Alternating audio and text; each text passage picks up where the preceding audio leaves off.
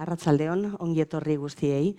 La crisis climática tiene muchas caras y una de ellas es su impacto en la salud humana, especialmente en los países más pobres, sometidos a mayores riesgos medioambientales y con poca o prácticamente nula capacidad de respuesta ante situaciones como epidemias de enfermedades infecciosas.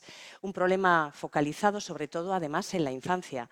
Se estima que los menores de 5 años sufrirán el 88% de la carga de enfermedad atribuible al cambio climático. En vísperas del Día Internacional contra el Cambio Climático, el Donostia Sustainability Forum recibe al pediatra y especialista en epidemiología Quique Bassat, director general del Instituto de Salud Global de Barcelona, un centro fundado en 2010, pero que hunde sus raíces en el trabajo realizado desde décadas antes en el ámbito de la medicina tropical en entidades como la Universidad de Barcelona y el Hospital Clínic de la Ciudad Condal. Con el impulso de Fundación La Caixa e instituciones académicas y gubernamentales, nació este centro que tiene como objetivo mejorar la salud en un mundo marcado por la globalización y el cambio climático. Reducir la desigualdad en materia de salud, además, es uno de sus grandes retos y es el tema fundamental del que nos va a hablar en esta charla titulada Emergencia climática y salud pediátrica global. Es una nueva propuesta dentro del programa de actividades abiertas y gratuitas que organiza el Foro de Sostenibilidad Donostia, eventos que cuentan con el apoyo de la Fundación BBVA, el Departamento de Desarrollo Económico, Sostenibilidad y Medio Ambiente del Gobierno Vasco a través de IOBE, el Departamento de Medio Ambiente y Obras Hidráulicas de la Diputación Foral de Guipúzcoa y el Ayuntamiento de Donostia. Tras la exposición de Quique Bassat, abriremos, como siempre, el tiempo dedicado a la charla y también a las preguntas del público.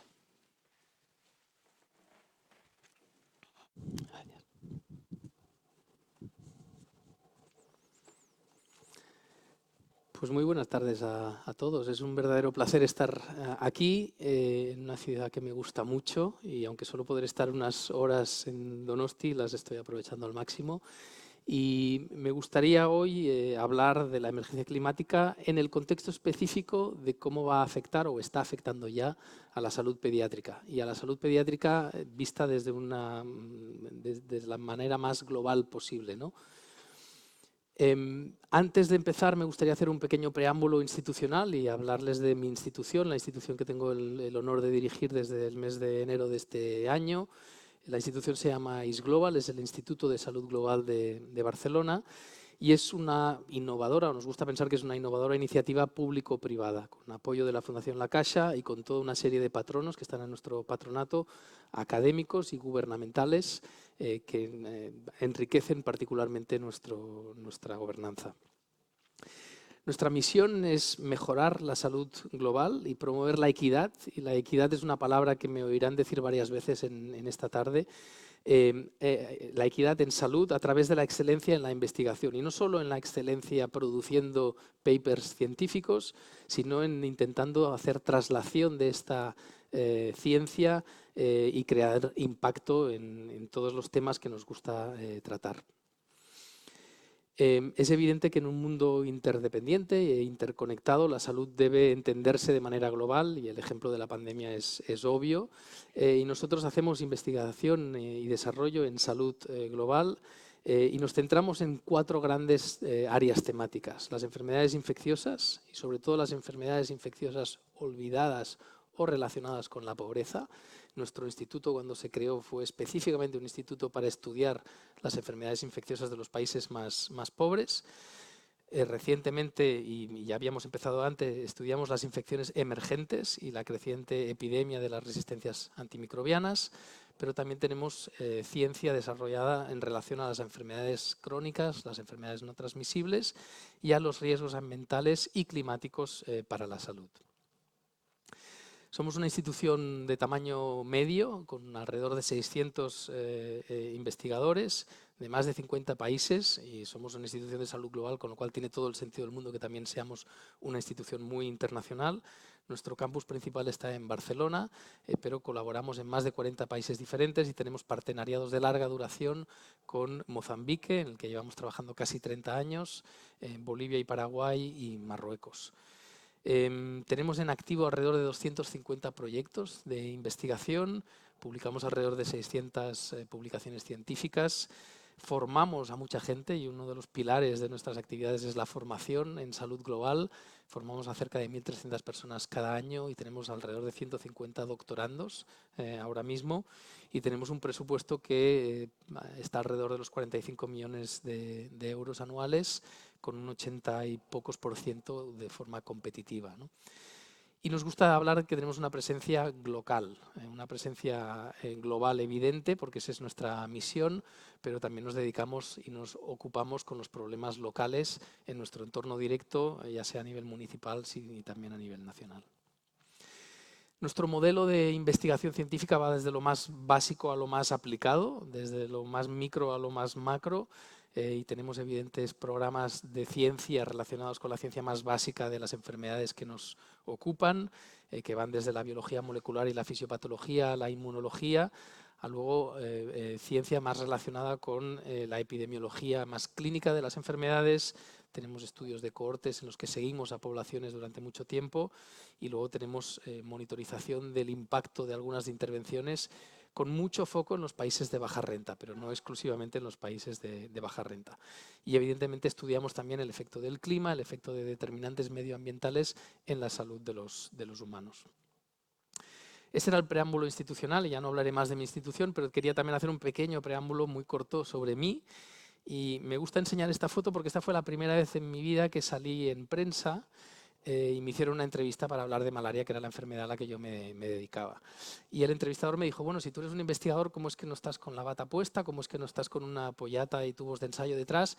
La foto que tiene que salir en el periódico tiene que ser contigo vestido de investigador. Y yo, como un idiota, le hice caso y me puse una bata y me puse a posar al lado de los tubos, cuando mi investigación tiene mucho más que ver con este entorno, ¿no? Una investigación muy clínica, muy aplicada en entornos de baja renta. Esta es una foto en el Hospital Distrital de Manisa, en Mozambique, en entornos donde no hay direcciones, donde las comunidades viven en casas como esta, y donde las medidas de salud pública escasean, pero tienen un potencial de cambiar la situación de manera muy dramática. Y paso ya a hablar de lo que he venido a hablar, que es el cambio climático, ¿no? Y evidentemente no hace falta que concienciemos a nadie hoy, en el 2024, afortunadamente. Quedan pocos negacionistas sobre el cambio climático, evidentemente todavía hay alguno, pero ya todo el mundo lo está sintiendo a tiempo real, y la emergencia ya está aquí, ¿no? Y el cambio climático no es más que la variación a largo plazo de la temperatura y de los patrones climáticos típicos en un área concreta del planeta o en todo su conjunto. Y estos cambios, que se han exacerbado más recientemente en los últimos años, afectan de forma global, rápida y exponencial al conjunto del planeta, y suponen una amenaza sin precedentes para la humanidad. Y el cambio climático tiene muchas ramificaciones, y hoy nos centraremos un poco en el impacto que tiene en la salud de los humanos y en particular en la salud de los más pequeños, de los niños. ¿Cuál es la situación actual? Bueno, pues estamos en una situación en que las cosas están yendo muy mal y nos estamos dando cuenta y lo estamos monitorizando de muy cerca, en el que ya se ha avisado múltiples veces en el que tenemos que hacer cambios, que tenemos que modificar lo que está ocurriendo, y porque el escenario que se presenta delante nuestro, si no hacemos estos cambios, no solo a nivel individual, sino a nivel de países y de gobiernos, pues las cosas seguirán empeorando y llegará un momento en el que ya no habrá vuelta atrás, ¿no? Y esa es la amenaza continuada a la que nos enfrentamos. Evidentemente hay toda una serie de acuerdos que se han tomado, y están los acuerdos de París, están acuerdos más recientes que establecen una serie de medidas para frenar las consecuencias que el cambio climático ya está teniendo a nivel del planeta y a nivel de la salud de los humanos, pero la aplicación de muchas de estas medidas está siendo muy subóptima. Y es indiscutible, y ahora lo tenemos ya muy bien evidenciado, que las actividades humanas son las causantes principales de la emergencia climática. Y estas consecuencias se ven a través de fenómenos climáticos extremos, olas de calor, inundaciones, sequías, que se están multiplicando y que están siendo cada vez más frecuentes, ¿no? Lo que antes era ocasional, ahora lo estamos viendo casi como siguiendo patrones rutinarios en muchas partes del mundo. Y no hay esa vuelta atrás que mencionaba antes, ¿no? Hay cambios que ya se han producido y que ya serán difíciles de modificar. pero sí que podemos ralentizar muchos de los problemas que estamos visualizando a tiempo real, ¿no? Pero para eso tenemos que, evidentemente, actuar. Y eso es, existe una voluntad política, pero existe poca traslación de esa voluntad en actos concretos. ¿Cuáles son algunas de las consecuencias actuales de esta emergencia climática? Los desastres naturales, que ya he mencionado antes. Estos desastres en muchos casos tienen implicaciones en desplazamientos masivos poblacionales. Tenemos aparición de epidemias, de enfermedades infecciosas principalmente, y luego falta de recursos básicos, ¿no? Falta de agua, falta de alimentos, falta de refugio. Estos son consecuencias palpables de lo que está pasando ya a día de hoy. Y una cosa que no tenemos claro y que como director de un instituto de salud global me toca recalcar o resaltar es que los países más pobres son los que sufrirán más. Y eso es una paradoja terrible y veremos el porqué. Pero en el cambio climático no afectará de la misma manera a todos los países del mundo. Ahora estamos por primera vez en mucho tiempo a riesgo de revertir muchos de los enormes logros alcanzados en el último medio siglo en cuanto a desigualdades en nuestro planeta.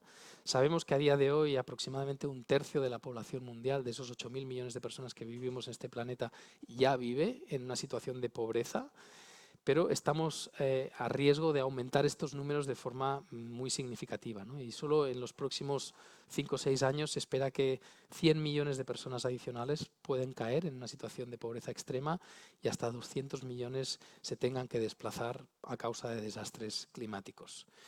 Y de seguir con el escenario ambiental actual, dentro de tan solo 3 décadas, más de 3.000 millones de personas se encontrarían en dichas condiciones. Pero vemos una paradoja clarísima y una injusticia flagrante, ¿no? Los países de bajos ingresos son los que menos emisiones mundiales producen, se calcula que producen alrededor de un 10%, pero siguen siendo los más vulnerables a sufrir las consecuencias de los efectos del cambio climático, ¿no? Y ese gap, esa desigualdad entre los productores y los sufridores de las consecuencias es lo que me toca resaltar aquí, porque los países más pobres son los que van a sufrir más las consecuencias, siendo ellos los menos culpables de lo que está pasando a día de hoy. Y dentro de los que van a sufrir las consecuencias, y ya centrándonos en el área de salud humana, los niños son los más vulnerables. ¿Y cómo puede afectar el cambio climático a la salud de los niños? Ya has mencionado antes que los niños menores de 5 años sufrirán casi el 90% de toda la carga de enfermedad atribuible al cambio climático. Eso es muy gordo, eso es una cifra que nos debería hacer reflexionar, ¿no? Y hay una serie de motivos por los cuales los niños son más vulnerables, ¿no? Primero, por los años acumulados de exposición, de alta exposición, ¿no? Un niño que ha nacido hace pocos años ya ha nacido en unas condiciones adversas y ha sido toda su vida expuesto a estas condiciones adversas, ¿no? Hay una serie de ventanas de vulnerabilidad fisiológica que se exacerban durante la infancia y por lo tanto esos ya de por sí son más vulnerables. La dieta y los patrones de comportamiento son diferentes en la infancia que en los adultos y hay una cosa muy importante que es la dependencia de los adultos cuidadores, ¿no? El niño no se sabe defender solo frente a las amenazas que el cambio climático conlleva y depende de las acciones que sus cuidadores tengan con ello. Y además los niños, por desgracia, no tienen esa voz propia, no tienen ese altavoz que requieren que alguien haga de altavoz y tienen mucho mayor riesgo de ser ignorados a nivel político. Y por lo tanto tenemos que insistir y seguir haciendo de altavoz para que se quede claro que los niños son los que más vulnerables van a ser. Este es un artículo que publicó la serie de Lancet Countdown y nuestra institución está muy involucrada con esta serie que se publica todos los años y hace un actualiza el estado del cambio climático en temas de salud y en este específico se centraron en la salud de los niños, ¿no? Y el mensaje que lanzaban es que si seguimos como estamos hasta ahora, esto nos llevará a un mundo profundamente alterado en que la vida de cada niño o niña que nazca en este momento se verá sustancialmente afectada por los años a venir. Existe otro grupo altamente vulnerable que son las mujeres embarazadas. A menudo juntamos a los niños y a las mujeres embarazadas en el mismo pack de vulnerabilidad, pero es cierto que las mujeres embarazadas llevan a un niño dentro de ellas, se exponen a las consecuencias de manera aumentada y por lo tanto no nos podemos olvidar también de las mujeres embarazadas que tienen durante su embarazo una gran ventana de vulnerabilidad. ¿Y qué proyectamos va a pasar en el futuro, ¿no? Las desigualdades en la distribución de los niños en el mundo nos ayudarán a entender un poco cómo van a ir las cosas en los próximos años, ¿no? Actualmente calculamos que hay alrededor de 2.300 millones de niños en todo el mundo, pero no están repartidos de forma igualitaria, ¿no? Y por lo tanto entender dónde van a nacer en las próximas generaciones la mayoría de los niños nos permitirá también anticipar dónde deberíamos enfocar nuestros esfuerzos a la hora de prevenir las consecuencias, ¿no? A día de hoy, la mayoría de los niños en el mundo ya viven en países de media y baja renta, donde los sistemas de salud, además, son los más frágiles, pero lo que postulamos es que en los próximos años el crecimiento va a ser exponencial de forma muy diferenciada en todo el mundo, ¿no? Y se calcula que en tan solo una generación, entre ahora y el 2050, 1 de cada 3 niños del mundo vivirá en África. Y evidentemente África ahora mismo es el continente que está creciendo a una velocidad más rápida. Por poner un ejemplo fácilmente entendible, dentro del concepto de las megaciudades, las ciudades más grandes del mundo, a día de hoy solo 2 de estas ciudades están en África, pero se calcula que a finales del siglo 12 de las 20 ciudades más pobladas del mundo estarán en África, incluidas las ciudades de más de 50 millones de habitantes. Y la gestión de la salud en una ciudad de más de 50 millones de habitantes en el continente africano es un reto importantísimo. Esa es la evolución, esta gráfica habla de la evolución de cómo han ido creciendo y dónde estarán las poblaciones situadas y cómo estamos desplazando las poblaciones hacia entornos muy urbanos. Eso no es ningún secreto, pero en el continente africano el crecimiento y el desplazamiento de la zona rural, que era la predominante a las zonas urbanas, está siendo mucho más rápido que en otros continentes del mundo también. ¿Y cómo se verán afectados los niños de los países con pocos recursos? Bueno, primero tendrán más probabilidades de sufrir las consecuencias sanitarias o en salud humana del cambio climático y se verán doblemente afectados, tanto por las desigualdades intergeneracionales como por las desigualdades geográficas, es decir, por ser niños y por ser pobres y sobre todo por ser las dos cosas al mismo tiempo, ¿no? Y este hecho inevitablemente perpetuará el ciclo que me gusta describir como el ciclo vicioso entre pobreza y enfermedad. Cuando uno nace pobre es más vulnerable a enfermar y cuando uno está enfermo es menos productivo y por lo tanto aumenta el riesgo de aumentar la pobreza, ¿no? Y ese es un ciclo muy difícil de romper y en el que la investigación intenta proponer soluciones para intentar romper este ciclo, pero los niños que nacen a día de hoy en las zonas más pobres del planeta lo van a tener muy difícil para salir de este ciclo vicioso. Algunos ejemplos de amenazas reales y ejemplos prácticos de enfermedades que están creciendo en relación al cambio climático. Tenemos que esperar el efecto de las sequías, de las inundaciones, en zonas que ya padecen inseguridad alimentaria y eso va a tener consecuencias clarísimas que ya estamos viendo a tiempo real en términos de malnutrición. Tendremos grandes retrocesos en materias de saneamiento de agua y comida y eso tiene o conlleva enfermedades diarreicas cuando tienes una población que se desplaza porque toda la zona donde vivían está inundada y se tiene que reubicar en un campo de refugiados. Eso es una receta clarísima para explosión y brotes de enfermedades diarreicas como el cólera, por ejemplo, que lo estamos viendo y por poner el ejemplo hace poco tiempo en Mozambique. Tendremos un aumento de enfermedades transmitidas por vectores, que son responsables a día de hoy de una carga muy importante de enfermedad, y los vectores dependen de la temperatura, dependen de las condiciones climáticas, dependen de la humedad a la hora de proliferar, ¿no? Y si hay más vectores, hay más riesgo de que estos vectores transmitan las enfermedades que están acostumbrados a transmitir. Y luego, los adultos responsables de los niños padecerán también desplazamientos masivos, brotes epidémicos de muchas enfermedades. Veremos, por desgracia, y lo hemos visto durante el COVID, interrupción de los programas vacunales, que tantos millones de vidas 4 millones de vidas salvan cada año las vacunas que se implementan a través del programa ampliado de vacunación. Si te desplazas, pierdes el acceso a estas vacunas, ¿no? Y habrá una interrupción de la escolarización que no tendrá un impacto directo en la salud, pero tendrá un impacto en la educación de estos niños y les pondrá en desventaja en relación con otros niños. Esta es una foto de la provincia de Nampula, en Mozambique, en el año 2022, en marzo de 2022, donde sufrió varios tifones seguidos el país. Era muy impresionante ver la foto de Google Maps de la zona antes del tifón y después del tifón, porque había desaparecido una zona completa del país, completamente inundada. Y se calcula que a día de hoy cerca de 500 millones de niños viven en zonas de alto riesgo de inundaciones y más de 150 millones de niños viven en zonas de sequías extremas. Cada una de estas situaciones tiene unos riesgos de salud asociados.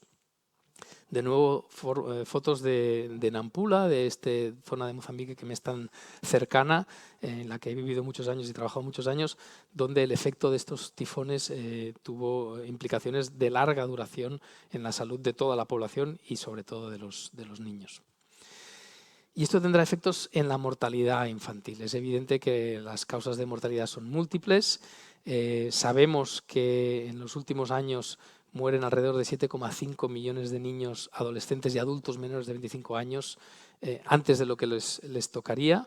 El 70% de estas muertes ocurren en los primeros 5 años de vida y la gran mayoría de estas muertes ocurren en los primeros 28 días de vida, que es el mes más importante al que debe sobrevivir un niño que nace en una zona de alta pobreza. Y aunque tenemos buenas noticias a nivel de tendencia sobre la mortalidad infantil en las últimas dos décadas y por suerte ha ido disminuyendo de forma muy notable, sabemos que el niño que nace hoy en un entorno rural africano tiene hasta 14 veces más posibilidades de no sobrevivir a los 5 años de edad que un niño que nace en un entorno más aventajado. Y si miramos las causas de muerte, y esta es una gráfica que explica las causas de muerte en menores de 5 años a nivel global, tenemos muchísimas causas que predominan en los países de baja renta, pero lo que les quisiera hacer notar es que la malnutrición, esa consecuencia principal de los cambios climáticos en la salud humana en los niños, afecta de forma transversal a muchas de estas causas de muerte. Por lo tanto, eso va a ser una causa indirecta, el aumento de la malnutrición, que va a tener consecuencias en muchas de las otras causas directas de mortalidad infantil. Sabemos que los aumentos y la exposición al calor tienen consecuencias en la salud materna, en las mujeres embarazadas, y estudios han demostrado que en épocas con aumentos de temperatura se observa un mayor número de nacimientos prematuros o de nacimientos con bajo peso y un aumento de la morbilidad y mortalidad en el periodo perinatal, ¿no? Y no hace falta que le recuerde a nadie de ustedes las olas de calor que hemos tenido en nuestro entorno. Estas olas de calor también ocurren en entornos de baja renta y ahí sí que se ven de forma muy palpable las consecuencias en los partos y en los partos prematuros y en la salud del recién nacido, que ya nace de por sí en un entorno muy frágil. Tenemos consecuencias clarísimas del cambio climático y de la exposición a determinantes medioambientales en la salud respiratoria, y eso es también fácil de entender, ¿no? Hay aumento de la incidencia de neumonías, hay aumento de las enfermedades no infecciosas relacionadas con la salud respiratoria, hay aumento de las consecuencias directas e indirectas en la salud respiratoria de todo lo que está pasando relacionado con el cambio climático. Y por lo tanto, eso es algo que tendremos que monitorizar muy de cerca porque existen herramientas preventivas que podemos poner en marcha. Y por último, acabo con un artículo publicado en el New England, que es uno de las revistas o de las publicaciones científicas de mayor renombre y que todos seguimos, que trata específicamente del cambio climático y las enfermedades transmitidas por vectores. Y solo he escogido el ejemplo de malaria y el ejemplo de dengue, que son dos enfermedades transmitidas por vectores, dos enfermedades muy diferentes entre sí, una es causada por un parásito, otra es causada por un virus, pero donde en este artículo, que es una revisión, determinan o explican de alguna manera cómo va a impactar el cambio climático y el aumento de la temperatura global en el riesgo de transmisión de estas enfermedades. Y no hace falta ir muy lejos, en Cambrils, en una zona cercana a Barcelona, en Cataluña, hemos tenido 5 casos autóctonos de dengue No son casos importados, no son casos que alguien trae desde los países donde son endémicos, sino son casos donde el vector está en nuestro entorno y la enfermedad se transmite en nuestro entorno, ¿no? De la misma manera, en Florida han tenido casos de malaria y existe evidencia muy clara de cómo están empezando a aumentar algunas de las enfermedades de las que habíamos conseguido deshacernos por culpa de este aumento de las temperaturas. Y después de esta charla algo catastrofista, me gustaría también dar un mensaje de optimismo, que existen cosas que se pueden hacer, ¿no? Y lo primero es ser conscientes y actuar y ser proactivos, ¿no? Esta es una publicación que hicimos con el Hospital Sant Joan de Déu, que tiene esta revista que se llama Faros, en el que hicimos una publicación monográfica de 300 páginas sobre el ambiente y su impacto en la salud materno-infantil, intentando anticipar a qué nos estábamos enfrentando y cómo podíamos enfrentarnos, ¿no? Y esta publicación acaba con un decálogo para promover la salud medioambiental materno-infantil, con una serie de recomendaciones que pueden parecer algo pueriles, pero que van desde las medidas individuales a las medidas más comunitarias, de cosas sencillas y consejos sencillos que tienen que ver con el agua, con la ventilación, con tomar conciencia, con qué hacer específicamente durante el embarazo, y demostrando que los pequeños cambios son poderosos y pueden tener mucho impacto, y fomentando esa frase que viene de muchos años atrás, que utilizábamos ya en el mundo de la cooperación internacional, de pensar globalmente pero actuar localmente, ¿no? Y añadiéndole a esto el concepto de informarse, y el solo hecho de estar escuchando una charla como esta ya es una manera de informarnos y de diseminar todo lo que podamos aprender y transmitirlo a los demás nos va a ayudar. Acabo ya con una diapositiva de conclusiones. A pesar de las apariencias y de los múltiples retos en salud global, el mundo está hoy mucho mejor de lo que estaba hace tan solo unas décadas. No nos olvidemos de eso. A veces somos muy catastrofistas, como he dicho antes, y parece que la gran nube gris que nos rodea ahora nos impide ver las enormes mejoras que ha habido en términos de salud pública en las últimas décadas, ¿no? No nos olvidemos que estamos mejor, pero tenemos una amenaza importante que hay que tener muy presente. Lo que sí que está aumentando son las desigualdades en sus extremos, y eso lo tenemos cada vez más presente, ¿no? Cuando vemos que con unos pocos kilómetros de distancia tenemos la punta de España y el principio de África, cómo esos pocos kilómetros definen tan claramente las desigualdades entre dos continentes, ¿no? Esas desigualdades, por desgracia, sí que están aumentando y lo tenemos que tener muy presente. La pandemia ha evidenciado el enorme poder transformador de las enfermedades infecciosas. Nos dábamos el lujo antes de marzo del 2020 de ignorar a las enfermedades infecciosas.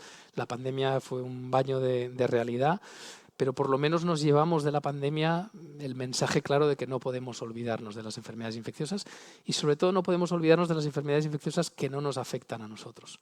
Porque en un mundo tan globalizado como el que vivimos, un virus que aparece en un mercado de Wuhan en pocos días está en todo el mundo entero. El cambio climático representa la mayor amenaza para la supervivencia de nuestra especie, y esta es una frase que hay que repetir y hay que concienciar. Es una amenaza abstracta, es una amenaza que no la vemos palpable. Cuando yo hablo de una enfermedad infecciosa sí que nos imaginamos muy claramente lo que va a pasar.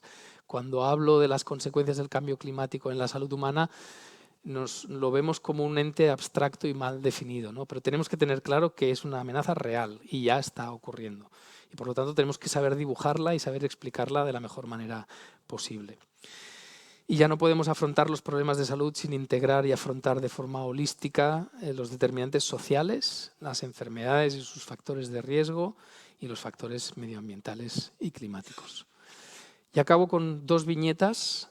Una viñeta muy famosa de McKay, que se puso de moda durante la pandemia, en el que todos estábamos muy preocupados lavándonos las manos y poniéndonos las mascarillas y pensando que con eso todo iría bien frente al COVID-19, pero detrás de la ola del COVID-19 venía la ola de la recesión económica, secundaria a cualquier crisis sanitaria mundial, pero detrás de esa ola había una todavía más grande, que es la del cambio climático, y una todavía más grande, que es el colapso de la biodiversidad.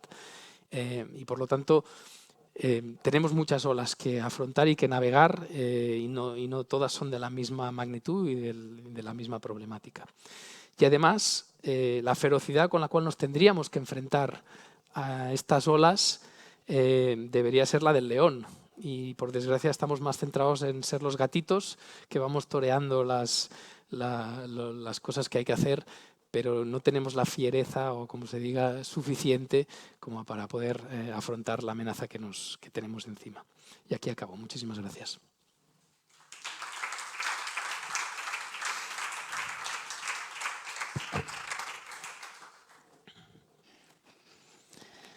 Y me tendréis que perdonar esta voz afónica que... Esta doble voz afónica que hoy tenemos. Bueno, abrimos ahora el tiempo para la charla, que también va a incluir las preguntas que pueda hacer el público aquí presente en la sala en los próximos minutos y las preguntas que nos lleguen a través también de las emisiones online que se están produciendo ahora en el canal de los cursos de verano de la Universidad del País Vasco y el canal Cosmos de eitv.eus. De manera que vamos a empezar esta conversación en la que podemos tratar temas muy diversos, porque así ha sido la exposición que has hecho, muy diversa. Por centrarnos en algo que ha sido parte activa de tu investigación, la prevención y el tratamiento de la malaria, es una de las principales causas de mortalidad infantil en todo el mundo. Teniendo en cuenta que se puede prevenir en gran medida y también tratar, pues es ciertamente lamentable conocer las cifras de mortalidad que se publican cada año, no solamente en población infantil, sino también adultos. En la actualidad existen 2 vacunas contra la malaria recomendadas por la Organización Mundial de la Salud. ¿En qué situación se encuentra el esfuerzo de vacunación? Bueno, la malaria es una enfermedad que me toca muy de cerca. Hice mi tesis en malaria, es la enfermedad a la que he dedicado más horas de trabajo de mi vida. Y es el ejemplo paradigmático de una enfermedad de la pobreza, ¿no? Una enfermedad que causa cerca de 250 millones de episodios clínicos cada año. No hay muchas enfermedades infecciosas potencialmente mortales que causen 250 millones de episodios clínicos y cerca de 600.000 muertes al año, la gran mayoría de las cuales en niños menores de 5 años, ¿no? La carga de enfermedad por sí sola es apabullante. Deberíamos estar todos absolutamente concienciados en que esta es una enfermedad que debemos combatir. Y sin embargo, como la transmisión de la malaria a día de hoy se restringe entre los 2 trópicos, es una enfermedad que ocurre predominantemente en los países más pobres y ya no la tenemos entre nosotros como la teníamos hace unas pocas décadas, es una enfermedad olvidada, es una enfermedad a la que no le prestamos la atención adecuada. Además, lo trágico es que es una enfermedad tratable, fácilmente tratable. Tenemos fantásticos antimaláricos que funcionan todavía muy bien. Están algunos a riesgo de dejar de funcionar, pero todavía no existe un parásito en el mundo causante de malaria que no podamos tratar con alguno de los fármacos que tenemos disponibles. Existen redes mosquiteras que permiten protegernos de la picadura del mosquito que transmite el parásito que causa la enfermedad. Y tenemos, por fortuna, 2 vacunas que acaban de ser recomendadas. Una en el año 2022, el 6 de octubre de 2022, y otra más recientemente a principios de este año. 2 vacunas muy parecidas, con una eficacia moderada. No es como las vacunas a las que estamos acostumbrados, que protegen en un 95%, estas protegen en un 50%. Pero lo que hemos visto con la implementación de estas vacunas en 3 países donde se hizo un programa piloto para entender cuál era el impacto en salud pública, por cada 200 niños vacunados se salva una vida. No hay muchas herramientas de prevención que por cada 200 niños o personas que trates salves una vida, ¿no? Eso es descomunal. El problema que tienen estas vacunas es que no han venido a reemplazar a todo lo demás, o sea, tienen que ser añadidas al armamentario que tenemos, al arsenal que tenemos a día de hoy para luchar contra esta enfermedad, y luego hay unos cuellos de botella importantes de producción. El hecho que tengamos 2 diferentes, muy parecidas pero diferentes, resolverá en parte este cuello de botella de producción, porque nacen muchos más niños en África subsahariana de los que seríamos capaces de vacunar con la producción actual que tenemos de vacuna, pero la llegada de esta segunda vacuna permitirá multiplicar el número de dosis disponibles y creemos que en los próximos 2 o 3 años todo niño que nazca en África subsahariana será vacunado con una vacuna con la malaria. Y el impacto que esto tendrá en reducir la mortalidad por malaria será enorme. En los primeros proyectos piloto que se han hecho se ha visto que la disminución de la mortalidad de cualquier causa en niños en las zonas donde se han implementado estas vacunas es más del 11%.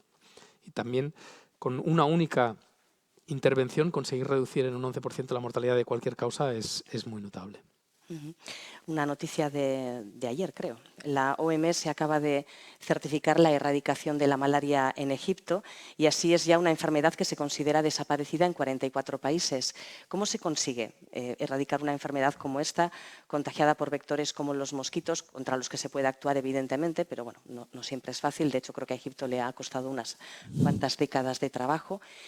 Y estamos hablando no precisamente de uno de los países más pobres de África, evidentemente.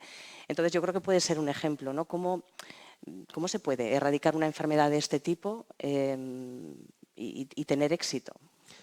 Hay que diferenciar eliminación de erradicación. Erradicación es que se interrumpe la transmisión en todo el planeta y por lo tanto no hace falta hacer ninguna medida de prevención futura. Y eso solo lo hemos conseguido con una enfermedad humana, que es la viruela. Y para eso teníamos una vacuna que funcionaba muy bien. Entonces, en las recomendaciones genéricas para cómo erradicar una enfermedad, y tenemos en la lista de espera la polio, el PIAN, que son enfermedades de las que quedan relativamente pocos casos y tenemos buenas herramientas, el que haya una vacuna es fundamental. Es fundamental. No es indispensable, pero es muy útil. Y por desgracia para la malaria no teníamos esa vacuna, ¿no? Y todavía hemos conseguido eliminar la transmisión de la malaria en determinados países del mundo, incluso en ausencia de una vacuna. Pero no hay una regla. Lo que hay que hacer es fortalecer los sistemas de salud de los países donde esa enfermedad es un problema de salud. Y no olvidarnos que en los últimos momentos, cuando quedan muy poquitos casos, que la tendencia natural de los ministerios de salud es decir, bueno, si ya no es un problema de salud pública en Egipto y solo me quedaban unos pocos casos de malaria en los últimos 10 años, ¿por qué me debería preocupar yo, ¿no? ¿Por qué debería invertir dinero en realmente a interrumpir la transmisión y eliminar esa enfermedad? Porque en malaria hemos aprendido que cuando nos relajamos, cuando pensamos que ya está el problema casi solucionado, la malaria siempre vuelve y vuelve con una venganza, ¿no? Y en pocos meses podemos pasar de unos poquitos casos a verdaderas epidemias de cientos de miles de casos, ¿no? Entonces, ese último esfuerzo, esa última milla que dicen los anglosajones, es en la que tenemos que dedicar más recursos, más esfuerzos, a pesar de que sea contraintuitivo y parezca que no es necesario, ¿no? Cuando no hacemos esto, pasan cosas, ¿no? En Pakistán, por ejemplo, hay unos pocos cientos de miles de casos de malaria al año y precisamente atribuible, o algunos dicen, a algunos efectos climáticos adversos, hubo una epidemia en el año 2023 con 3 millones de casos. 3 millones de casos. Pasar de 200.000 casos anuales a 3 millones de casos en unas pocas semanas es un ejemplo palpable de lo que pasa cuando uno se relaja y se piensa que ya ha hecho lo que le tocaba hacer. Es lo que comentabas en relación a las inundaciones, a estos fenómenos climáticos extremos que agudizan todavía más este tipo de enfermedades. O sea que algo que puede ser una epidemia más o menos controlable se convierte en una crisis sanitaria de primer orden. Es lo que ocurrió en Pakistán hace unos años.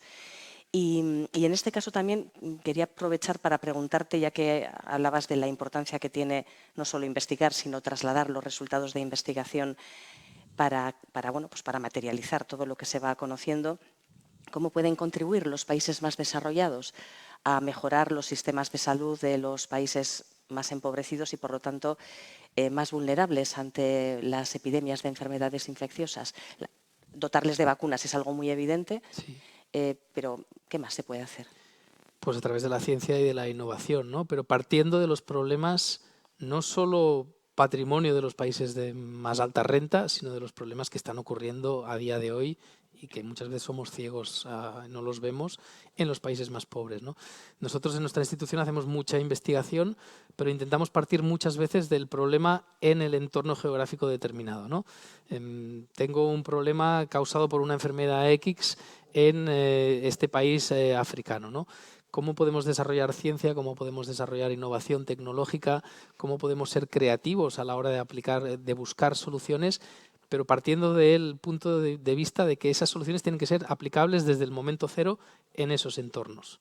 Y por lo tanto tienen que ser innovaciones de bajo coste, rápidamente trasladables a los entornos donde es difícil trasladar la innovación, porque de nada sirve tener una vacuna fabulosa que va a protegernos contra una enfermedad si esa vacuna cuesta 200 euros por dosis. O de nada sirve tener un dispositivo tecnológico fantástico con una resonancia magnética de última generación que nos diagnostica la enfermedad X si en el hospital donde vamos a querer implementarlo no hay electricidad y no hay agua corriente, ¿no? Entonces, hay que partir de los problemas más importantes, y algunos de los problemas más importantes ocurren en los países de alta renta también, evidentemente, pero hay que intentar aportar soluciones que sean implementables fácilmente desde los entornos más desfavorecidos. Y eso implica también, por ejemplo, ser capaces de detectar la existencia de brotes de enfermedades infecciosas cuando todavía quizás son controlables, también mejorar la capacidad de diagnóstico. Bueno, alguna vez se publican experiencias, por ejemplo, con dispositivos móviles, con tecnología especialmente dirigida a mejorar el diagnóstico en zonas donde quizás no hay demasiados médicos o, bueno, quizás incluso hay muy pocos, ¿no? Estamos hablando entonces de actuaciones integrales, en cierta manera. Sí, lo fundamental inicialmente es fortalecer los sistemas de salud que son frágiles en estos entornos, ¿no? Y la atención primaria, ¿no? Que haya acceso a la salud en estos países es el primer obstáculo que hay que resolver, ¿no? En un país como Mozambique, el propio Ministerio de Salud cifra en que 60% de la población de 33 millones de habitantes no tiene acceso al sistema de salud, definiendo tener acceso o no como vivir a menos de 25 kilómetros de cualquier dispensario más básico de salud, ¿no?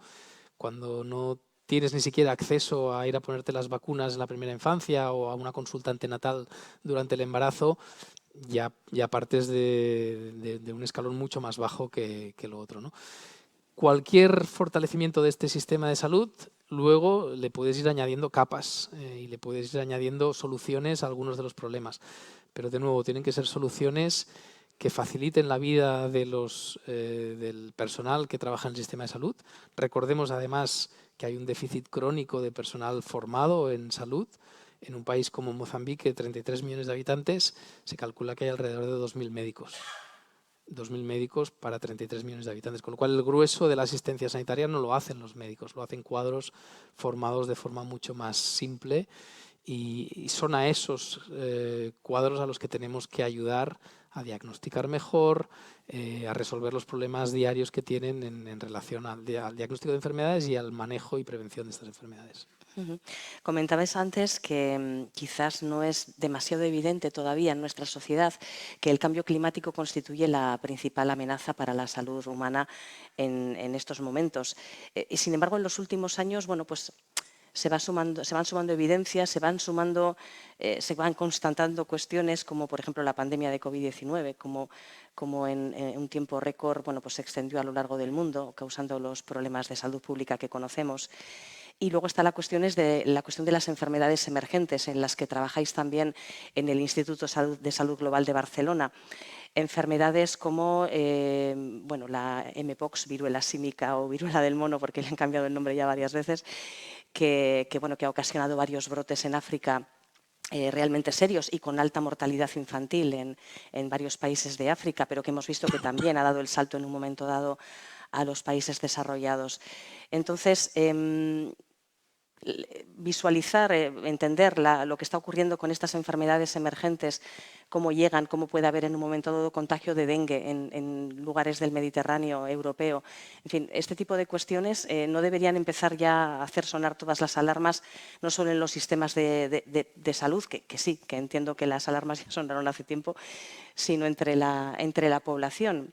Que entendamos que contribuir a la salud de otros países menos afortunados repercute en nuestra salud futura. Absolutamente, pero yo creo que el simple hecho de estar hablando en un entorno como este de Mpox, de esta enfermedad muy minoritaria dentro de lo que está ocurriendo, potencialmente peligrosa, lógicamente, para la salud de toda la humanidad, ya es un legado de la pandemia, ya es una atención extra que le estamos dando a enfermedades que antes pasaban completamente desapercibidas y que como resultado de la pandemia y de la concienciación de la sociedad, de la importancia de algunas enfermedades, aunque fueran minoritarias o aunque afectaran a otros países que no eran el propio, pues eso ya es un cambio de chip en relación a lo que pasaba antes, ¿no?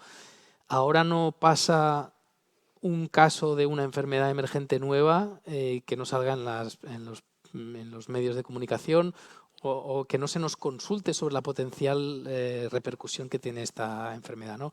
Lo hemos visto con los casos de Marburg en el este de África, lo vimos ya en la epidemia de ébola en el 2014 y lo vamos a seguir viendo y espero que lo vayamos a seguir viendo, porque eso querrá decir que el mensaje ha calado, que nos tenemos que preocupar de lo que está pasando en otro lugar, porque ahora la excusa de la distancia ya no es una excusa, ahora con cualquier patógeno, en cuestión de horas, ese patógeno puede cruzar el mundo entero, ¿no?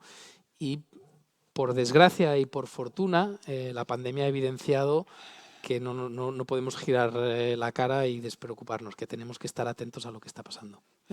Y luego, además, en relación con cambio climático y salud, pues hay otras derivadas más allá de las enfermedades infecciosas, que sé que es tu ámbito de trabajo, pero bueno, en el Instituto de Salud Global de Barcelona también tenéis publicaciones muy interesantes sobre los efectos de la contaminación atmosférica en la salud, los efectos de las olas de calor, por citar algunas de vuestras líneas de investigación, de manera que pandemia de COVID aparte, y tienes razón en lo que has dicho, como factor de concienciación, en los últimos años, mi impresión personal es que también se han puesto en primera línea de comentario en la sociedad, desde luego de publicación en medios de comunicación, pues todas estas derivadas de salud. Y en ese sentido, bueno, vuestro centro contribuye muchísimo también a dar a conocer esta otra realidad, que la contaminación atmosférica provoca mucha carga de enfermedad, mucha mortalidad antes de tiempo y bueno, el calor, que ha sido algo evidentísimo en los 3 últimos años, sobre todo. Sí, ¿no? pero fíjate que esos impactos, lo que está causando el cambio climático en términos del clima y de las olas de calor repetidas, la desaparición de las estaciones tradicionales, como ahora tenemos un invierno y un verano muy verano y poco más. Esto la población y la sociedad en general lo está percibiendo a tiempo real y eso no está costando explicarlo. Es el impacto en la salud que está costando explicar de todos estos efectos, ¿no? Cuando empezamos a publicar datos sobre el exceso de mortalidad atribuible a las olas de calor, con decenas de miles de muertos en un año, con la ola de calor del 2022, por ejemplo, que se cifraban en 60.000 o 70.000 muertos en Europa como exceso de mortalidad directamente atribuibles a esas olas de calor, la gente veía esos datos y se sorprendía y claro, es que no hay impacto mayor en la salud que el que te acabes muriendo, ¿no? Pero todavía nos está costando transmitir ese mensaje de que estos efectos climáticos adversos o extremos tienen implicaciones directas en la salud de la población. Y mucha gente sigue siendo escéptica y dice, no, ¿cómo va a ser que una ola de calor haya causado miles de muertos en España solo en ese verano, ¿no?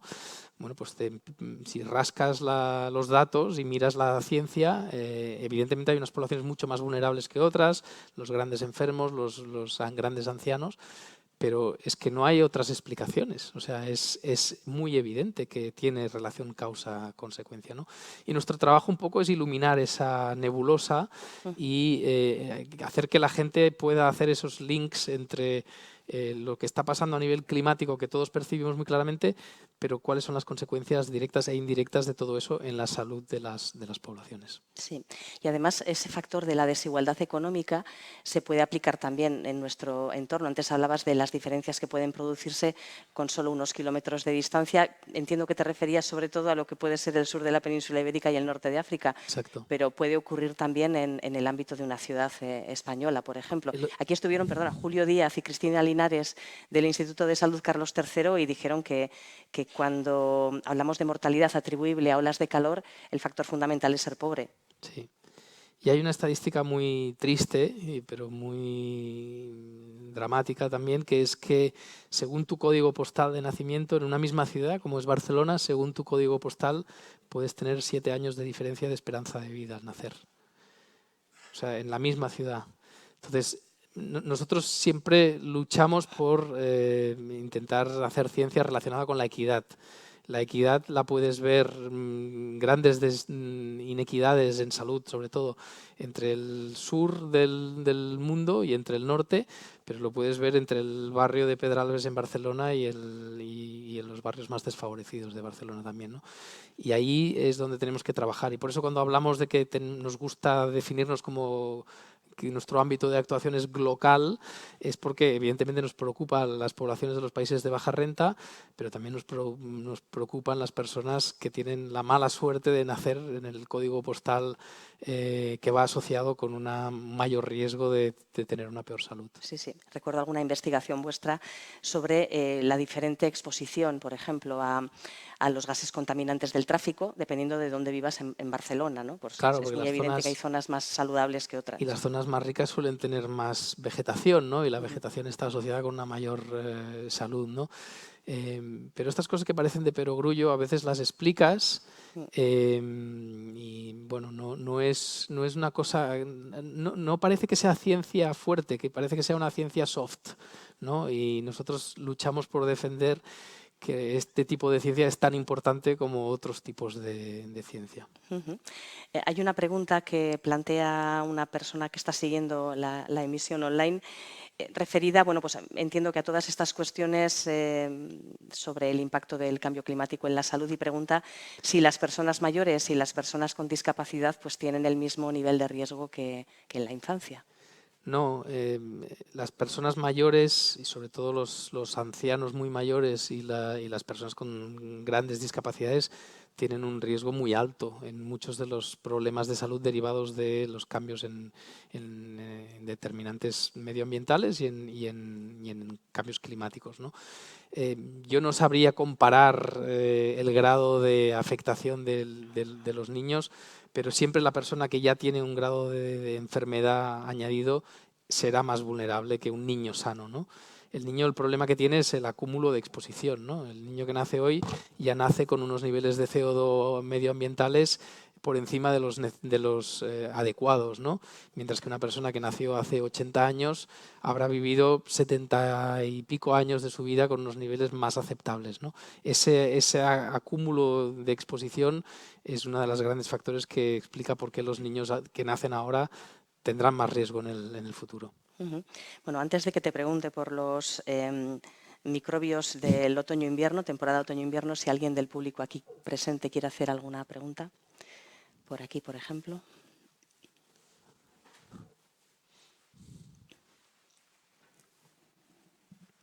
Hola, buenas tardes. Bueno, primero, muy aplaudible tu labor que haces en África, pero en muchas cosas no estoy de acuerdo. Venía aquí con un montón de documentación, pero ya las últimas preguntas que te ha hecho la que está haciéndote la entrevista, pues me ha dejado una cosa descuadrada, ¿no? Que es que dices que en el año 2022 se produjeron por las olas de calor 60.000 muertes más por esa ola de calor. Hay estudios, y recientemente, hace un par de años, había un estudio desde el año 61 a 2021, que estamos hablando de 60 años, que en ese periodo de 60 años la temperatura media de España no ha variado, 14,2 en el 61, 14,2 en el 2021. Bien, el 2003 aquí fue el año que más, en ese gráfico, había más temperatura y no hubo una incidencia de gente que había muerto por olas de calor. Con lo cual, yo de verdad me sorprende que en vuestros estudios, los trabajos que realizáis, no veáis no investiguéis nada más que la ola de calor para que se hayan producido solamente en España, en Europa, perdón. En Europa. Sí, perdón, en Europa. 60.000 fallecimientos. A mí me chirría. Yo no quiero mencionar otras palabras porque me vais a tratar de otra cosa que no lo soy. Pero en el 2022 había una variable que no la has tenido en cuenta. Y tú sabes perfectamente que ya sabes cuál es esa variable, porque lo has mencionado. Supongo que te refieres al COVID, evidentemente, pero es Evidentemente. separando el exceso de muertes atribuible al COVID del exceso de muertes atribuible a otras causas, como sería el calor. Sí, no, tú lo has dicho por el calor, pero entonces compárame 2003 con olas de calor más fuertes que las del 2023, compárame esas estadísticas y la cosa no cuadra. Solamente hay una variable que es que a la gente se le vacunó. Entonces ahí hay un factor que, ¿por qué no lo estudiáis? A ver si tiene incidencia o no, ¿no? Entonces, de verdad, yo lo que no entiendo es el cambio climático, es que en todo, o sea, yo venía a una charla y dices, emergencia climático, no sé cuántas veces has mencionado el cambio climático, y no sé, aquí venía con un montón de documentación. 2023, agosto, consenso, 1.600 científicos, Nobeles, un par de Nobeles entre ellos, desmienten la emergencia climática. Entonces, el cambio climático es que nos lo quieren meter a calzador, no. O sea, cualquier cosa... Ahí discrepo completamente, pero bueno, no entraré en el debate, pero la evidencia científica sobre el cambio climático a día de hoy es tan apabullante que bueno, no hace falta que lo discutamos aquí en... Entonces, hay otra pregunta además que tiene relación con una de las últimas cuestiones que planteabas en la charla, que es el concepto One Health, el concepto Una Salud, que relaciona la salud animal, la salud humana y la salud medioambiental. Y antes, en esas olas de tsunami que mostrabas, aparecía la crisis de biodiversidad. Como estamos ahora asistiendo, no en persona evidentemente, pero se está desarrollando en Cali la COP16 sobre biodiversidad, pues quería aprovechar para preguntarte, ¿tenéis también pues una línea de investigación sobre cómo está impactando o cómo puede impactar en la salud la pérdida de especies, el hecho de que haya especies que estén migrando a zonas en las que no eran endémicas? ¿Cómo esta crisis también afecta a la salud humana? Nosotros no tenemos una línea específica de investigación en esto, pero sí que lo miramos en relación a aquellas enfermedades infecciosas con las que trabajamos, ¿no? Y eso tiene mucho que ver con enfermedades que son zoonóticas y que se transmiten desde animales a humanos, y cómo la deforestación, la urbanización, cómo está acercando hábitats animales que no entraban en contacto con el humano y los están juntando, ¿no? Una de las hipótesis sobre el inicio del COVID tenía que ver con ese acercamiento de animales que estaban infectados con patógenos y cómo entraban en contacto con población, con humanos, y por lo tanto cómo se podían establecer ciclos de transmisión nuevos y una enfermedad que era puramente transmitida en animales saltar al humano, ¿no? Existe muchísima literatura al respecto, ¿no? Lo que sí que es evidente es que hay animales particularmente portadores de patógenos con los que no entrábamos en contacto históricamente y que ahora sí que entramos en contacto de forma mucho más directa, ¿no? Y eso conlleva un riesgo de transmisión de muchos microorganismos que ni siquiera conocemos, que no están para nada en nuestro radar porque nunca han causado enfermedad en humanos previamente. A eso sí que dedicamos un pequeño esfuerzo, en entender cómo puede ocurrir estos cambios, ¿no? Pero es que estamos rodeados de patógenos en todo el mundo. Los investigadores que están trabajando en la Antártica recogen hielo de varios kilómetros de profundidad y analizan, y aparecen virus y aparecen patógenos que nunca hemos conocido previamente, ¿no? Y si estás en zonas del mundo que están sufriendo deshielos, vamos a entrar en contacto con algunos de estos patógenos también, ¿no? Es evidente. Con lo cual, lo único que podemos hacer por el momento es fortalecer nuestros sistemas de vigilancia microbiológica, vigilar mucho episodios nuevos de enfermedades que no conozcamos y que se puedan producir en brotes y ser ágiles a la hora de responder a estas enfermedades, ¿no? Y sobre todo intentando entender cuál es el origen y la causa. Llega la época en la que empiezan a circular con más profusión ciertos patógenos que provocan enfermedades respiratorias y bueno, llega la temporada de la gripe, la COVID, bueno, como nunca se va, ¿verdad? Pues ahí sigue. Y vuelve a surgir la cuestión de mascarillas sí, mascarillas no. En un momento dado se ha sometido bueno, pues al análisis de la Comisión de Salud. Se ha dejado un poco a ver qué opinan las comunidades autónomas. En principio, seguimos en el impasse que ya hemos experimentado otros otoños, por otro lado. ¿En qué circunstancias se podría, a tu juicio, tener que implementar de nuevo la cuestión de las mascarillas en determinados lugares para evitar la transmisión de estas enfermedades? Sí, para mí hay que diferenciar una cosa que es la obligatoriedad del uso de mascarillas a nivel poblacional y la recomendación del uso de mascarillas a nivel poblacional, ¿no? No volveremos, creo yo, a la época de obligatoriedad de salir todos con la mascarilla a la calle. No estamos en una situación, afortunadamente, como para que eso sea necesario. Lo que sí que es necesario es proteger a nuestras personas más vulnerables en aquellos entornos que representen un alto riesgo para ellos y en aquellos entornos donde sepamos que van a estar circulando muchos de estos patógenos, ¿no? Si tú entras en un hospital, es evidente que te vas a exponer al riesgo de infectarte con los patógenos que circulan entre los enfermos que están en ese hospital, ¿no?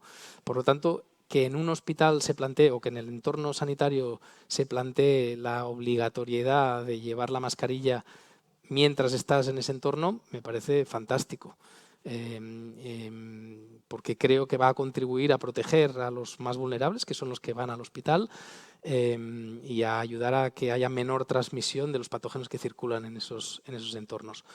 Luego hay otra cosa, que es el sentido común. Las poblaciones asiáticas usaban mascarillas por educación cuando estaban resfriados y se ponían la mascarilla no para protegerse ellos, sino para no infectar a los demás, ¿no? Una de las cosas interesantes es que ahora hemos interiorizado el uso de las mascarillas y por lo tanto no nos debería dar ningún reparo si estamos con síntomas respiratorios ponernos la mascarilla para evitar transmitir a los demás. O si sabemos que estamos infectados con un COVID o con una gripe, porque nos hemos hecho un test y ha salido positivo, pues ser prudentes hacia los demás y no ir transmitiendo el virus, ¿no? Y de la misma manera, hay entornos en los que sabemos que vamos a estar expuestos. Si somos ancianos, si somos enfermos crónicos y nos tenemos que subir a un avión o a un AVE o tenemos que entrar en un entorno, en un centro comercial en el que estaremos rodeados de centenares de personas, pues no tiene ningún problema ponerse la mascarilla y saber que eso además te va a proteger de lo que puedas, a lo que puedas estar expuesto en estos entornos. Y una última cuestión. Tu nombramiento como director del Instituto de Salud Global de Barcelona es bastante reciente, ¿no? ¿Vas a volver a investigar en sitios como Mozambique? ¿O te gustaría volver? ¿Vas a poder hacerlo? Bueno, a mí me gusta pensar que no me he ido, o sea, que el ser director no implica dejar de ser investigador y mantengo un portfolio de investigación que sigo alimentando porque sé que le puedo dedicar menos tiempo y tengo un equipo fantástico que implementa mis estudios porque lo último que querría es que la gestión de un centro de investigación se coma mi capacidad de seguir investigando, ¿no? Y sobre todo porque el tipo de enfermedades en las que trabajo son enfermedades que por desgracia todavía requieren muchísima investigación. Pero es cierto que tengo menos tiempo, ¿no? Como nuestros proyectos siguen estando mayoritariamente en países de baja renta, todavía tengo el privilegio de poder viajar mucho a estos entornos y seguir muy linkado a lo que está pasando en nuestra investigación en estos países, ¿no? Y desde que soy director, que es el mes de enero, hace unos 10 meses, pues he podido viajar muchas veces a muchos de los países y seguir haciendo la ciencia que nos gusta. Me toca añadir un poquito de vertiente institucional a estos viajes. Son unos viajes que son menos flexibles y más formales, pero por suerte puedo seguir haciéndolo. Gracias, Quique. Muchas gracias a vosotros.